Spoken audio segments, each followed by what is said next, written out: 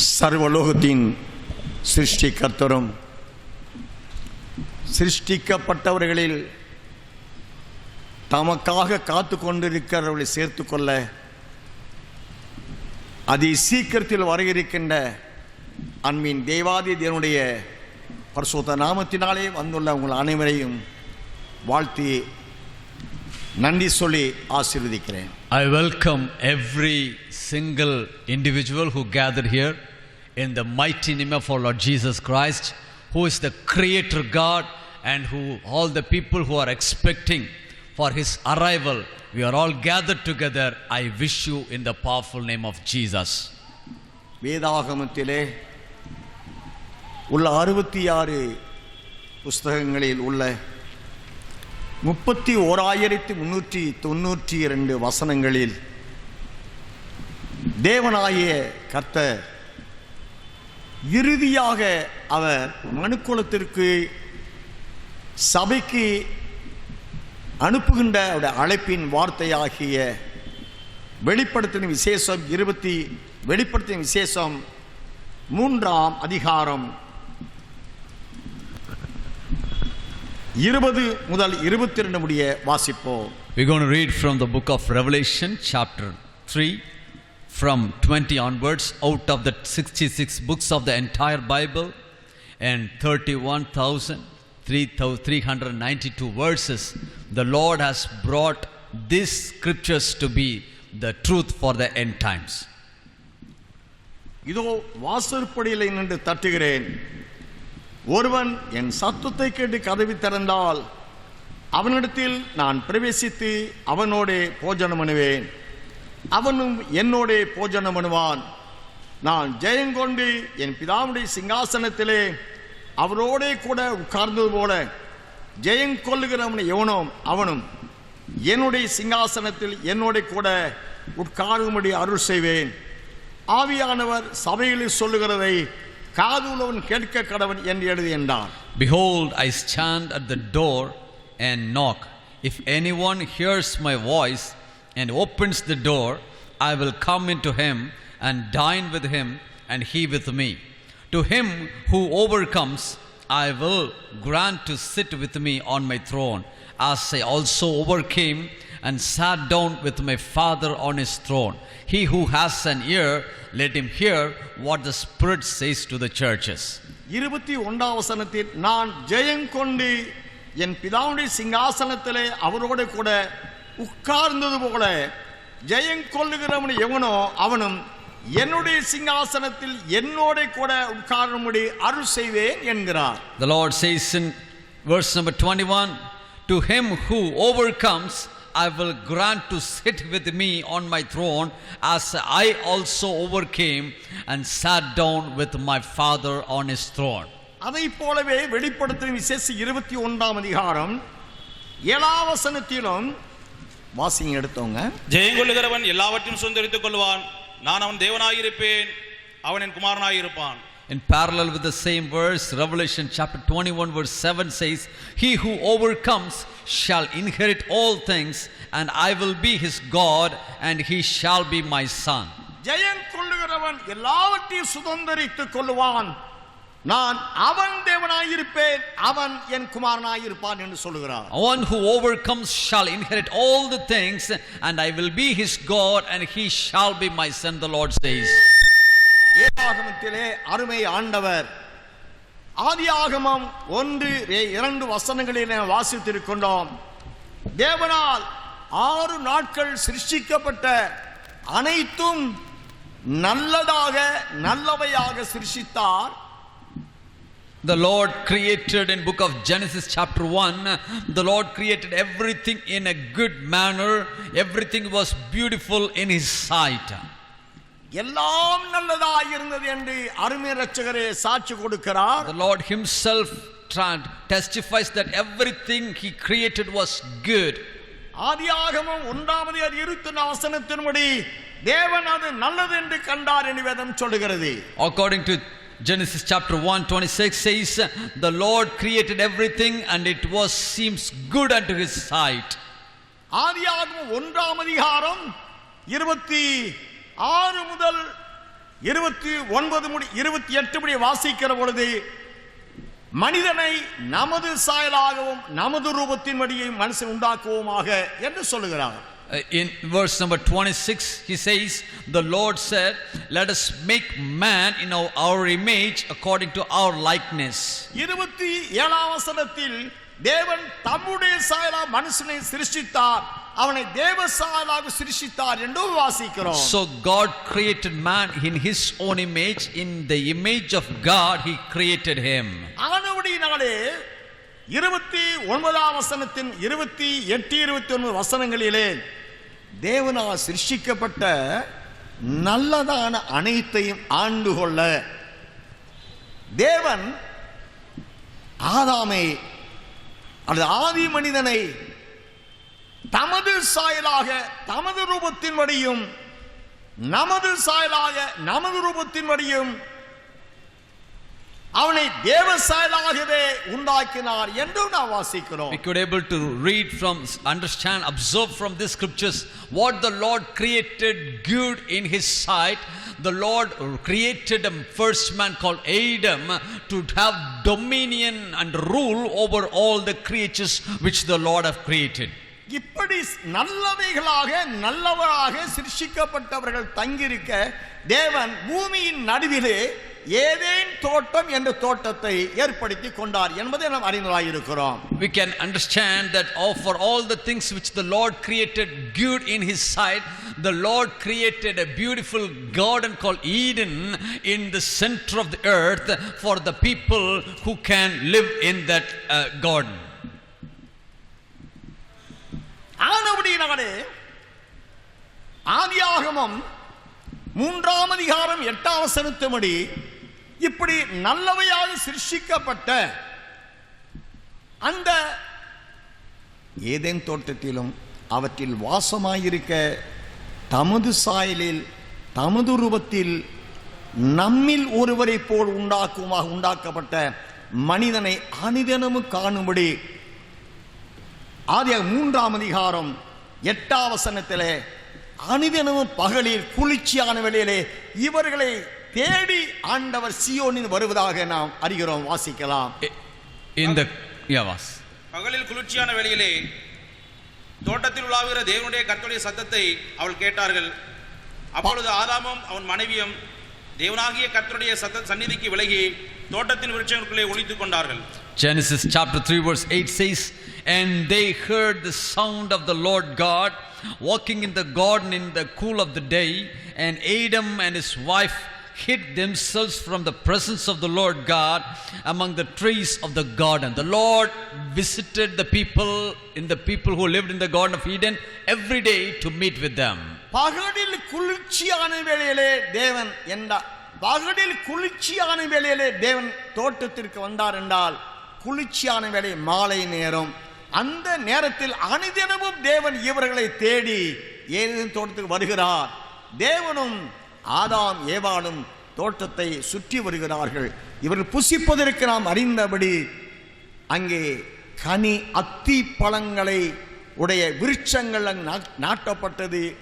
அதை புசிக்க தேவன் கட்டளை கொடுத்தார் என்றெல்லாம் அறிந்தவர்களாக இருக்கிறோம். In the cool of the day, which refers to a time which is evening time, the Lord was happy to visit the early persons, early creatures, Adam and Eve, and he created the fig trees for them to eat and to be happy.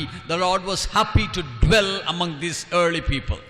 இவ்விதமாக சகலமும் நல்லதாக இருக்க வேதாகமத்தின் இறுதியிலே ஜெயம் கொள்ளுகிறவன் எவனோ அவன் என்னுடைய சிங்காசனத்தில் என்னோடு கூட அமரச் செய்வேன் என்ற ஒரு அழைப்பை மனுக்குலத்து அனுப்புவது நோக்கம் என்ன? So if the Lord created everything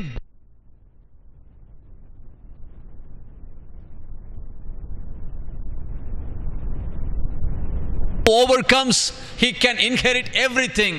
What happened in between to make the Lord to say in this way? அப்படி என்றால் நடந்த சம்பவம் என்ன? Mean what happened in the between season?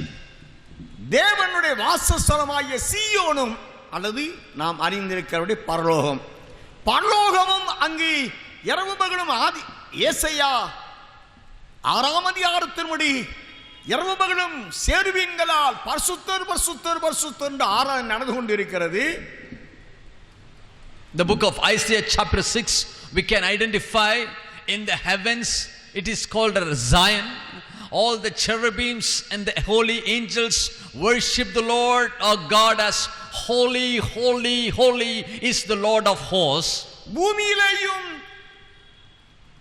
நம்மில் ஒருவரை போல் என்னால் தேவனாக அல்ல, தேவனுடைய சாயலாக, தேவனுடைய ரூபமாக, தேவனுடைய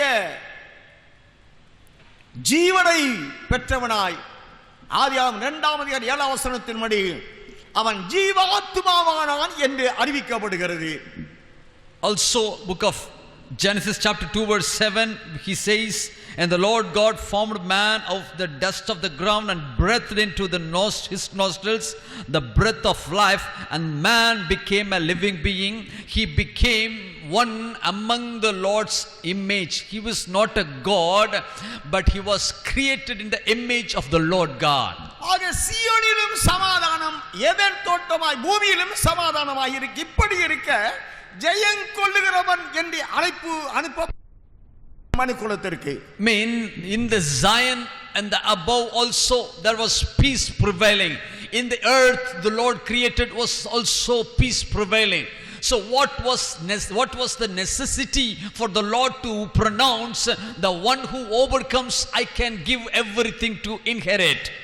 அருமையான தேவனுடைய பிள்ளைகளே, dear children of the Lord, வேதம் என்ன சொல்லுகிறது? சீயோனிலே அவரை தவிர அங்கே அவரை தொழுது கொள்ள அங்கே பணிவிடை செய்ய 7 வகையான தூத கணங்களை சிருஷ்டித்து அவர்கள் அனைவரையும் ஆண்டு கொள்ள அல்லது ஆளுகை செய்ய அல்லது அவர்களை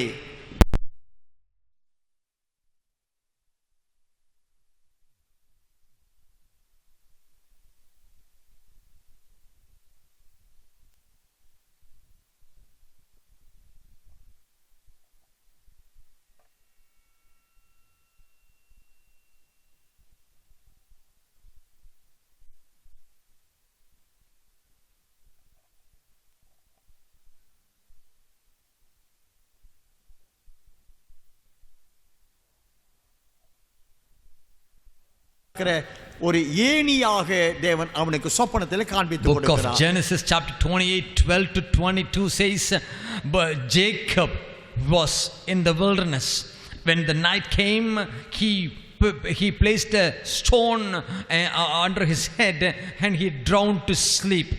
This stone brought a relationship between heavens, the God of heaven, and to this mortal person. ஆனபடியாலே அந்த இடத்திற்கு பெத்தேல் என்றும் தேவனுடைய வாசல் என்றும் அதற்கு பெயர் சூட்டப்படுகிறது. Because of this, that place began to called as Bethel, the house of the Lord. யாத்திராகமம் 33ஆம் அதிகாரம் 18 முதல் 23 வசனங்களை நான் வாசிக்கிற பொழுது, மோசே சீனாய் மலையின் உயர்ந்த பர்வதத்திலே அவர் தேவனுடைய மகிமை அவர் காண வேண்டிக் கொண்டார். ஆனால் அருளாத ஆண்டவர் சொல்லுகிறார், என்னை பார்க்கிற எந்த மனசு உயிரோடு இருக்க கூடாது, ஆகையினால் ஒரு பிளவுண்ட கண்மலை நீ மறைந்து கொள், நான் அந்த கண்மலை தாண்டி போகிற பொழுது என் கரத்தை வைத்து நான் மறைத்துக் கொள்வேன், என் முதுகை பார்ப்பாய், என்னை காண மாட்டாய் என்று சொல்லுகிறார். Book of Exodus chapter 33:18 to 23 says, Moses was praying, Lord, show me your glory. The Lord answered him, oh, you will not see my glory. My glory passes, while my glory passes by. I will put you in the cleft of the rock and will cover you with my hand while I pass by. You will not look at my face, but you will see my back. அப்படியாகவே நடந்தது. தேவனுடைய முதுகை பார்த்த நிலையிலே மோசேயின் முகம் பிரகாசம் அடைந்தது என்று நாம் அறிகிறோம். While Looking at the back of the Lord, the face of Moses was brightened. இந்த நிலையிலே மனசாட்சி காலத்தில் வாழ்ந்த முற்பிதாக்களானாலும் சரி, ஏனோக்கானாலும் சரி, நோவானாலும் சரி, ஒரு கூட்ட பரிசுத்தவான்கள் தன்னை பார்க்க விரும்புகிறார்கள் என்று தேவன் விரும்பினபடியினாலே அவர்கள் நடுவே தன் வாசஸ்தலத்தை ஏதேன் தோட்டத்தை அல்ல, அவள் நடுவே நான் வாசமனை எனக்கு ஒரு வாசஸ்தலத்தை உண்டு பண்ணுவாயாக என்று மோசேயிடம் யாத்திராகமம் 25 சொல்லுகிறார். In this way, the Lord observed mankind wants to meet with him, wants to see his glory. While the people who were lived in the age of conscience, the Lord understood that people wants to visit him, meet with him. So it's not Garden of Eden, but he commanded Moses to create a tabernacle in the book of Exodus chapter 25. அவர்கள் நடுவிலே நான் வாசமன எனக்கு ஒரு பரிசுத்த ஸ்தலத்தை உண்டாக்குவார்களாக என்று சொல்லுகிறார். பரிசுத்த ஸ்தலத்தை உண்டாக்குவார்களாக. Oh, they have to create, they have to make a holy place, holy tabernacle. காரணம் என்ன? தேவன் தன்னுடைய ஒரு கூட்ட மக்களை பிரித்தெடுத்து தன்னுடைய ஜனங்களாக ஒரு கூட்டத்தை ஏற்படுத்தி அவர்களை கொண்டு தான் வணங்க தனக்கு ஆராதனை எடுக்கப்பட வேண்டும் என்று லேவியர் 20 வாசிக்கலாம். Book of Leviticus chapter 20 verse 7 and 8 also says the Lord wants to separate a group of people and want to make a sanctuary that he wants to dwell among them. Leviticus 27 and 8.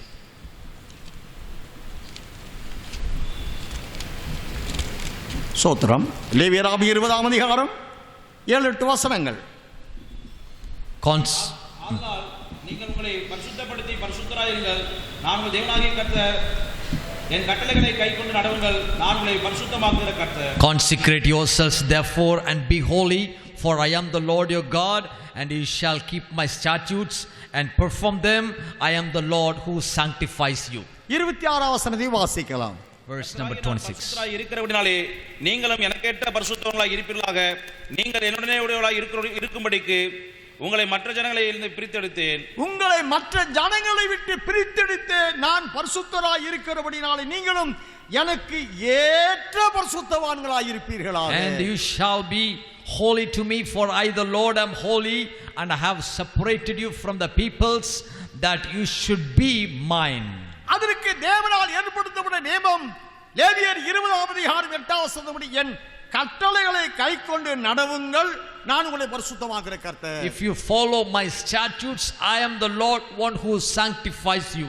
இப்படியாக சாத்தானால் வஞ்சிக்கப்பட்டு தாவீது சொல்கிறார், நான் என் தாய் பாவத்திலே என்னை கர்ப்பம் தரித்தாள். அப்போஸ்தலன் பவுல் சொல்கிறார், என் மாம்சம் செய்ய விரும்புவதை செய்ய விரும்பாதபடி ஆவி போராடுகிறது, ஆவி செய்ய விரும்புவதை செய்ய விடாதபடி மாம்சம் போராடுகிறது. இவ்விதமாய் நான் இரவும் நான் நெருக்கப்படுகிறேன், நான் நிர்பந்தமான மனிதன் என்று சொல்கிறார். Now David, in the Old Testament, David says, my mother conceived me in sin. Apostle Paul says, how pitiable man I am. I wish I do which I don't want to wish to do. I am such a pitiable person. This way they accept their sinful nature. இப்பொழுது தேவன் பூமியிலே தனக்கென்ற ஒரு பரிசுத்த தேவ ஜனங்களை உருவாக்கவும் அந்த பரிசுத்த வாழ்க்கையை காத்துக்கொண்டு நித்தியமான வாழ்க்கை வாழ அவர்களை தகுதிப்படுத்தவும் பிரமாணங்களை ஏற்படுத்தினார், அல்லது கட்டளை கற்பனைகளை ஏற்படுத்திக் கொண்டார். The Lord gave commands for man to follow. While he follows, he became obedient person, he became a holy generation. This is the way the Lord wants to make a great people group who were separated for the Lord to live for eternity with him. இப்படி ஆதியாகமம் 3:15 படி உனக்கும் ஸ்திரீக்கும் உன் வித்துக்கும் அவள் வித்துக்கும் பகை உண்டாகும் என்று சொன்னார் பாருங்களேன். அந்த சத்தியத்தின்படி அவனுக்கு ஒரு நிரந்தரமான ஒரு பகை பூமியிலேயே எழும்ப பண்ண வேண்டும். எழுப்பப்பட்ட அண்டவர் சுத்தவான்களை கொண்டு அவனை சாம்பலாக்க வேண்டும், அக்கினி கடை தள்ளி என்ற நியமத்தின்படியாய் மத்தேயு 16ஆம் அதிகாரம் 18-19 வசனங்களை வாசிப்போம். According to Matthew chapter 16 verse 18 and 19, the Lord wants to put an anger upon the devil by raising a holy generation and to put disaster and danger over Satan. சீமோன் பேதுரு பிரதியுத்தரமாக, நீ ஜீவனுள்ள தேவனாகிய கிறிஸ்து என்றான். இயேசு அவனை நோக்கி, யோனாவின் குமாரனாகிய சீமோனே, நீ பாக்கியவான். மாம்சம் ரத்தம் இதை உனக்கு வெளிப்படுத்தவில்லை, பரலோகத்தில் இருக்கிற என் பிதா இதை உனக்கு வெளிப்படுத்தினார். மேலும் நான் உனக்கு சொல்லுகிறேன், நீ பேதுருவாய் இருக்கிறாய், இந்த களிமண் சபையை கட்டுவேன், பாதாளத்தின் வாசல்கள் அதை மேற்கொள்வது இல்லை. பரலோக ராஜ்யத்தின் திறவுகோல்களை நான் உனக்கு தருவேன்.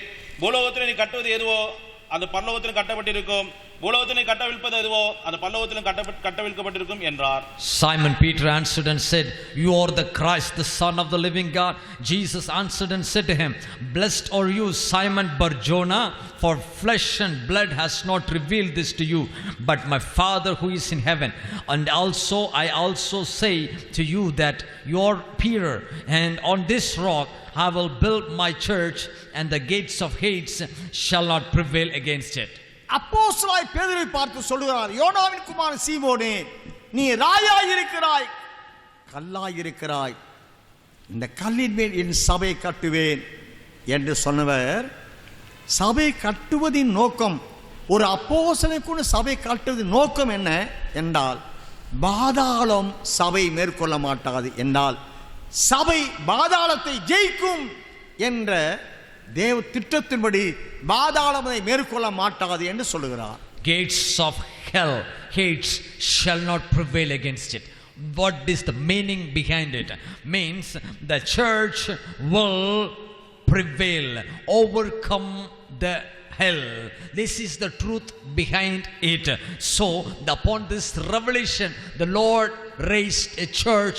Upon the revelation, Peter said. இப்பொழுது சாத்தானுக்கும் ஸ்திரீக்கும் உண்டான பகை இப்பொழுது சபைக்கும் சாத்தானுக்கும் உண்டான பகையாய் அது உருவகப்படுத்தப்படுகிறது. Now the enmity between the women and the devil, it was transformed into the enmity between the church and the hell. சாத்தானை அவன் தலையை நசுக்க தேவன் சபையை எழுப்புகிறதாகவும், அவனை நசுக்கினவர்களுக்கு பரலோகத்தில் இந்த சபை அவரை கொண்டு போய் சேர்க்க பரலோகராஜ்யத்தின் திறவுகோலையும் சபைக்கு கொடுப்பதாக தேவன் அறிவிக்கிறார். 19ஆம் வசனத்தின்படி, to crush the head of the Satan, the Lord raises the church in the last days. The people who crush the devil, who are in the church, the Lord wants to give them the eternal life. It's written in book of Matthew chapter 16 verse 19. And I will give you the keys of the kingdom of heaven, and whatever you bind on earth will be bound in heaven, and whatever you loose on earth will be loosed in heaven. அருமையான கர்த்தருடைய பிள்ளைகளே, நான் வேதத்திலே வெளிப்படுத்தின விசேஷம் 1ஆம் அதிகாரம் 18ஆம் வசனத்தில், மரித்தேன் ஆனாலும் இதோ சதாகாலம் உயிரோடு இருக்கிறேன், ஆமென், நான் மரணத்திற்கும் பாதாளத்திற்கும் உரிய திறவுகோல்களை உடையவராயிருக்கிறேன் என்று ஆண்டவரும் சொல்லுகிறார். Revelation 1 verse 18, he says, I am he who lives and was dead, and behold, I am alive forevermore, amen, and I have the keys of Hades and of death.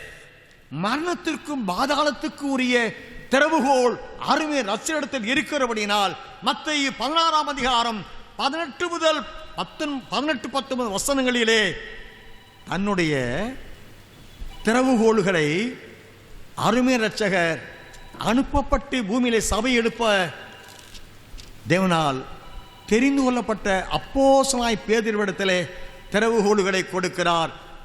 சபையில் சாத்தானுடைய தலையை நசுக்கி அவனை தோற்கடித்தவர்கள் எவர்களோ அவர்களுக்கு சீயோனில் உள்ள அலங்கார வாசல் வழியாய் பிரவேசிக்க. The Lord is having the keys of Hades and death. Matthew chapter 16:19 says, the Lord, the same the Lord is having the keys for eternity, for hell and heaven. All the people who live a victorious life in the local church, in the church of the Lord, they will have a victory over the devil.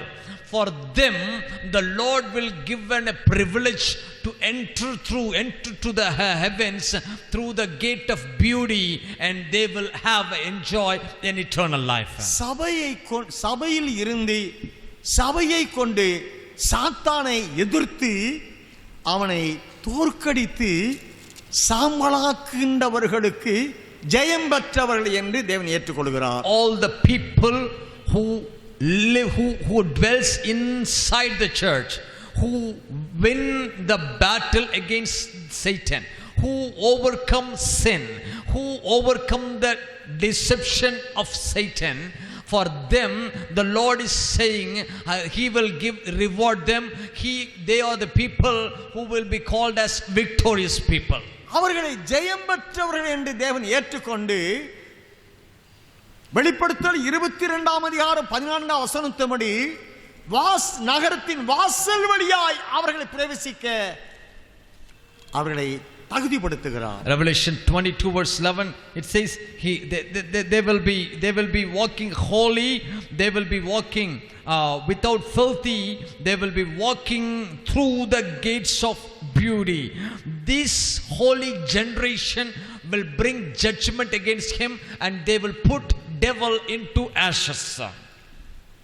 அதற்கு தேவன் ஏற்படுத்தின நியமம் நகரத்தின் வாசல் வழியால் உள்ளே பிரவேசிப்பதற்கும் ஜீவவிருட்சத்தின் கனி மேல் அதிகாரம் உள்ளவர் ஆவதற்கும் அவருடைய கட்டளைகள் கற்பனைகளை கை கொள்ளுகிற மனுஷன் பாக்கியவான் என்று அவள் ஆசீர்வதிக்கிறார். All the people who obey the commands of the Lord are called blessed people.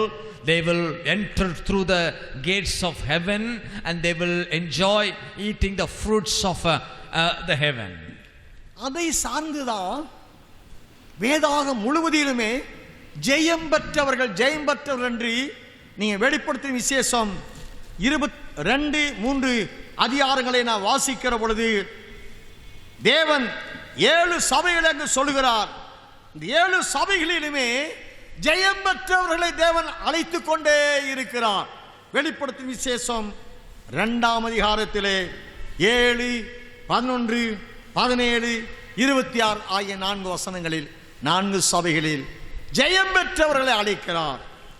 வெளிப்படுத்த 3ஆம் அதிகாரத்தில் 5, 12, 21 இந்த 3 சபைகளை மொத்தம் 7 சபைகளில் ஜெயம் கொள்ளுகிறவன் எவனோ அவனுக்கு வெளிப்பட 2ஆம் அதிகாரம் 7ஆம் வசனத்தின்படி ஜீவவிருட்சத்தின் கனி புசிக்க கொடுப்பேன் என்று சொல்கிறார். Based on this truth in the entire Bible, the Lord gave a privilege of those people who overcome victoriously.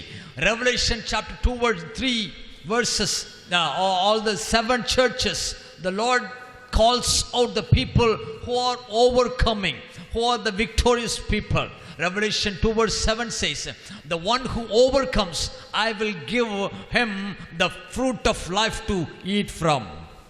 ஜெயம் கொள்ளுகிறவனுக்கு வெளிப்படுத்த 3:12 ஜெயம் கொள்ளுகிறவன் எவனோ அவனை என் தேவனுடைய ஆலயத்திலே தூராக்குவேன், அதின்றி அவன் ஒரு காலம் நீங்குவது இல்லை. என் தேவனுடைய நாமத்தையும் என் தேவனால் பரலோகத்திலிருந்து இறங்கி வருகிற புதிய எருசலேமாகிய என் தேவனுடைய நகரத்தின் நாமத்தையும் என் புதிய நாமத்தையும் அவன் மேல் எழுதுவேன் என்று சொல்கிறார். Revelation chapter 3 verse 12 says, he who overcomes, I will make him a pillar in the temple of my God, and he shall go out no more. I will write on him the name of my God and the name of the city of my God, the new Jerusalem, which comes down out of heaven from my God, and I will write on him my new name. ஆனபடியினாலே எல்லா சபைகளிலும் தேவன் ஜெயம் கொள்ளுகிறவர்களை தேவன் எதிர்பார்த்து கொண்டே இருக்கிறார். So what is the intention of the Lord? Out of all the churches, the Lord is expecting a people group who will be overcomers. இந்த ஜெயம் பெறுகிறவர்களுக்கு அருமை இரட்சகர் கூட இருந்து சாத்தானை தோற்கடிக்கும்படியான அவருடைய சத்துவத்தையும் அவருடைய பலத்தையும் பரிசுத்தவான்களாகிய இந்த தேவனுடைய தாசர்களுக்கு கொடுக்கிறார். For this holy people, the saints, the believers, the church congregation, the Lord himself will be assisting them, giving them the strength to overcome the sin and devil, and this is the way he will make them a blessed people. வெளிப்படுத்த 3:12 வசனத்தைப்படி ஜெயம் கொள்ளுகிறவனுக்கு 4 காரியங்களை சொல்லுகிறார். ஒன்று, என்னுடைய நாமத்தை பிதாவுடைய நாமம் அவன் நெற்றியில் எழுதப்படும். இரண்டாவது, பரலோகத்திலிருந்து இறங்கி வருகிற பரிசுத்த புதிய எருசலேமாகிய நகரத்தின் நாமம், அது சாத்தானை தோற்கடிக்கிற சபையின் நாமம் என்று சொல்லப்படுகிறது. அடுத்தாற் போல ஆட்டுக்குட்டியானுடைய புதிய நாமம் என்று சொல்லப்படுகிறது. நான் ஜெயங்கொண்ட பிதாவின் சிங்காசனத்திலே அமர அவரோடு உட்காரபடி அருள் செய்வேன் என்று சொல்கிற தேவன், ஜெயம் கொள்ளுகிறவனோ அவனை என் தேவனுடைய ஆலயத்திலே, சீயோனின் ஆலயத்திலே இவர்கள் இருப்பார்கள் தூணாக. All the people who overcome in this in the church, in this earth, he will make them blessed people in the church of Zion, in the heavens. For them he will give 4 kind of blessings. Number 1, he will place them upon them the name of the Father God, the name of my God, and the name of the city of my God, and the name of the which comes city of the city comes down out of the heaven from my God. And also a new name will be written upon the foreheads of the people who overcomes. என் புதிய நாமத்தை அவன் மேல் எழுதுவேன் என்று முடிக்கிறார். And I will write on him my new name, he says. புதிய நாமம் என்றால் என்ன? ஆட்டுக்குட்டியான மனைவியாய மணவாட்டி என்ற நாமம். The new name, what is the new name? The new name is the bride of the Lamb of the Lord. That is the new name. ஆதாமுக்குள் பாவம் செய்யாதிருந்த ஆதாமுக்குள் பிதாவு அவனுக்குள் இருந்தார். அதான் பிதாவுடைய மகிமை அவனுக்கு இருந்தது. கர்த்தராகிய இயேசு கிறிஸ்துவினுடைய பூரண பரிசுத்தம் அவனுக்குள் இருந்தது. பரிசுத்த ஆவியானவர் அவனை ஜீவாத்மாவாக்கினார். பிதா, குமாரன், பரிசுத்தாவி இவர்கள் மூவரும் சேர்ந்து அவனை ஜீவாத்மாவாக்கினார். And the early man Adam, before he committed sin, the Lord's the glory of the Father was resided in him. The nature of Christ Jesus was resided in him. The Holy Spirit who made him a living soul, the Spirit of the Lord was inside Adam. The triune God's nature was inside the Adam who was having the divine nature before he committed sin. அதே நிலையை அருமை இரட்சகருடைய கட்டளை கற்பனையை கைக்கொண்டு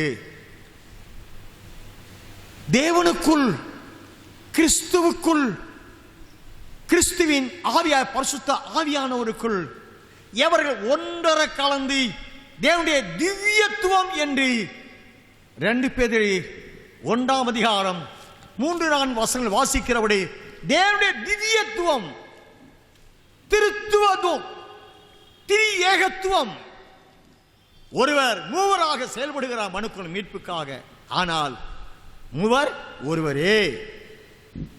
ஜெயம் கொள்ளுகிறவர்கள் அவர்களுக்குள் தேவன் தம்முடைய மகிமையை அவனுக்கு கொடுக்கிறார். The one who overcomes, the Lord give him his own glory upon unto him. In book of 2 Peter chapter 1 verse 3 and 4, and we can say the divine nature is imparted into this human being who lives a holy life, a overcoming life. He receives such a blessing. இந்த மாம்ச தேகத்தை அல்லது சாத்தான் இந்த மண்ணான சரீரத்தை பயன்படுத்தி மனிதனில் உலகம், மாமிசம், பாவம், மரணம், பாதாளம், நரகம், இந்த 6 விதமான பாவங்களை இந்த மனிதனுடைய மண்ணை பயன்படுத்தி அவனை ஒரு பாவியாகவே உருவாக்கி பாவத்தின் சம்பளம் அக்கினி கடல் என்ற நிலை கொண்டு போய் விடுகிறான். Because man was created from the dust, Satan wants to create a pattern for mankind that man has to be fall into sin and curse and death, and out of that punishment, hell and hates. This is the plan of Satan to deceive mankind into put into hell. கலாத்தியர் 5:19 முதல் 21 வசனங்களில் வாசிக்கிற பொழுது மாம்சத்தின் கிரியில் வெளியரங்கமாயிருக்கின்றன என்று அங்கே 17 பாவங்களை சொல்லுகிற ஆண்டவர், இதை செய்கிறவர்கள் தேவனுடைய ராஜ்யத்தில் பிரவேசிக்க மாட்டார் என்று நிறைவு செய்கிறார். Galatians chapter 5 verse 17 to 19 we can find the apostle Paul listed out as 17 kind of sins. The one who follows these kind of sins, they will not enter into the kingdom of God, they will be put into the lake of fire. This is the truth of the Lord. ஆக இந்த மாம்சத்தை, உலகத்தை, பாவத்தை, பாதாளத்தை, நரகத்தை, அக்கினி கடலை ஜெயிக்கிறவர்கள் அவர்களுக்கு தன் சிங்காசனத்தை தருவதாக வாக்கு பண்ணுகிறார்.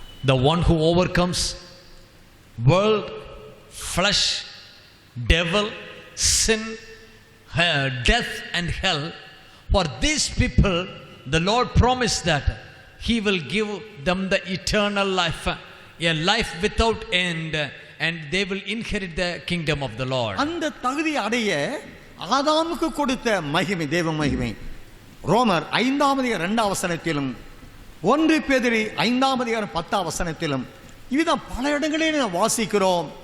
நாம் தேவ மகிமை அடைவோம் என்று அங்கு அறிவிக்கப்படுகிறது. Romans 5:2 verse 2 and 1 Peter 5:2 it says, for this life to be attained, what the qualification is, the man have to receive the glory of the Lord which the early man lost. 2 தெசலோனிக்கேயர் 2:14 வசனத்தை வாசிக்கிறோம். கர்த்தராகிய இயேசு கிறிஸ்துவின் மகிமை அடையும் பொருட்டான எங்கள் சுவிசேஷத்தினாலே அந்த ரட்சிப்புக்கு அவர் உங்களை அழைத்தார்னு சொல்லப்படுகிறது. Book of 2 Thessalonians chapter 2 verse 14 he says, to which he called you by our gospel for the obtaining of the glory of our Lord Jesus Christ. ஆக இயேசு கிறிஸ்துவின் மகிமையை ஆதாமுக்கு கொடுத்தது போல இந்த சாத்தானை ஜெயிக்கிற தேவ ஜனங்கள் பரிசுத்தவான்களுடைய ஐக்கியம் என்ற சபை, அதற்கு வெளிப்படுத்தல் 21 அதிகாரத்திலே 1 முதல் 10 வசனங்களிலே அதற்கு பரிசுத்த புதிய எருசலேம் நகரம் என்றும் மணவாட்டி என்றும் ஆட்டுக்குட்டியாண்டிய மனைவியாய் மணவாட்டி என்றும் அது பெயர் சூட்டப்படுகிறது. Revelation 21 verse 1 to 10, as how the Lord gave the glory of himself into Adam, the same glory he want to impart into the church, the holy generation, the congregation of saints. For these people, he wants to give them a name as the bride of the Lord, the wife of the Lamb of the Lord. It's called as New Jerusalem. It's mentioned in Revelation chapter 21 verse 1 to 10. ஆக மணவாட்டி என்பவளையே வெற்றி பெற்றவளாக ஏற்றுக்கொள்வதாக உன்னத பாட்டு பல இடங்களில் வாசித்திருக்கிறோம். Book of Song of Solomon, the one who overcomes, for he will accept only her as his wife.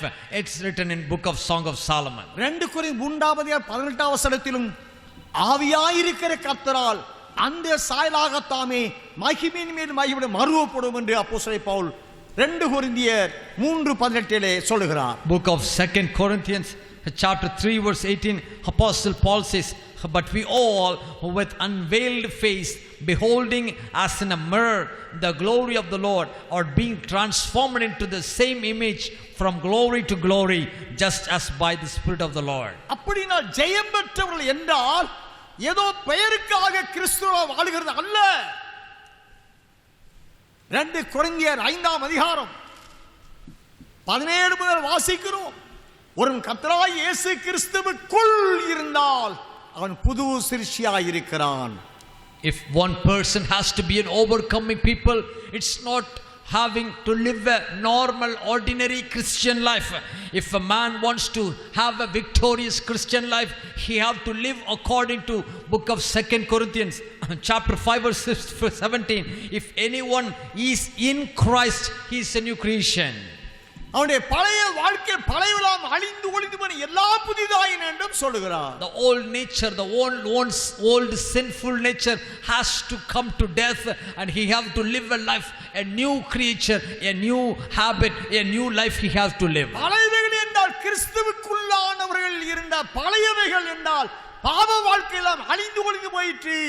எப்பொழுது எல்லாம் புதிதாயிற்று என்றால் அவர்கள் ஆதாமுக்கு கொடுத்த தேவ சாயல், தேவனுடைய ரூபம், தேவனுடைய மகிமை, தேவனுடைய திவ்யத்துவம் இதை அணிந்து கொண்டதுதான் எல்லா புதிதாக்கப்பட்டது. நான் சகலத்தை புதிதாக்குறேன் என்று அருமையரசு வெளிப்படை 21ஆம் அதிகாரத்தில் வாக்கு பண்ணுகிறார். Everything has become new. Everything in the main sense, every glory which Adam lost, every likeness of the Lord he lost, every image of the Lord he lost, it will be retaining. He will have a new creature. He will become a new creature. He will become a new life. அருமையான தேவனுடைய பிள்ளைகளே, தேவச்சனங்களே, தாவிக்குரிய மண்டலத்தில் உள்ளதான நித்தியவாசிகளே, dear children of God, all the saints of the Lord who lives all over the globe as a holy congregation. அருமைய இரட்சகர் புதிய ஏற்பாட்டிலே உள்ள வேதாகம பகுதியில் 4 சுவிசேஷங்கள், 16 நிருபங்கள், வெளிப்படுத்தும் விசேஷம் இவைகளிலே உள்ள 5842 வசனங்களில் அருமையான இரட்சகர் 318 முறை சொல்லியிருக்கிறார், நான் சீக்கிரமாய் வருகிறேன் என்று. Out of all the Gospels, epistles in book of Revelation, the Lord repeatedly saying in 318 times, behold, I am coming quickly. வருகிறவர் எபிரேயர் 9:28 வசனத்தின்படி தமக்காக காத்து கொண்டிருக்கிறவர்களுக்கு அவர் இரண்டாம் பாவமில்லாமல் தரிசனமாவார் என்று சொல்லப்படுகிறது. It's written in book of Hebrews that he will be visual to the people again a second time without sin. மத்தேயு 25ஆம் அதிகாரம் 10ஆம் வசனத்தின்படி ஆயத்தமாயிருந்தவர்கள் கதவு திறக்கப்பட்டு கல்யாணத்துக்குள் பிரவேசித்தார் என்று அறிவிக்கப்படுகிறது. Matthew 25 verse 10, all those people who were prepared, they entered into the marriage wedding hall and the door was shut and they were caught up in heaven. ஜெயம் பெற்றவர்கள் என்றால் தேவனுடைய மகிமை, கிறிஸ்துவின் சாயல், பரிசுத்த ஆவியானவருடைய சாயல், இந்த மூவரும் ஒன்றான திரு ஏக தெய்வத்திற்குள்ளாய் நமது சாயல் என்று சொன்னாரே ஆதாமுக்கு, அந்த நிலையை சுதந்திரித்துக் கொள்ளுகிறவர்களே ஜெயம் பெற்றவர் என்று தேவன் ஏற்றுக்கொள்கிறார்.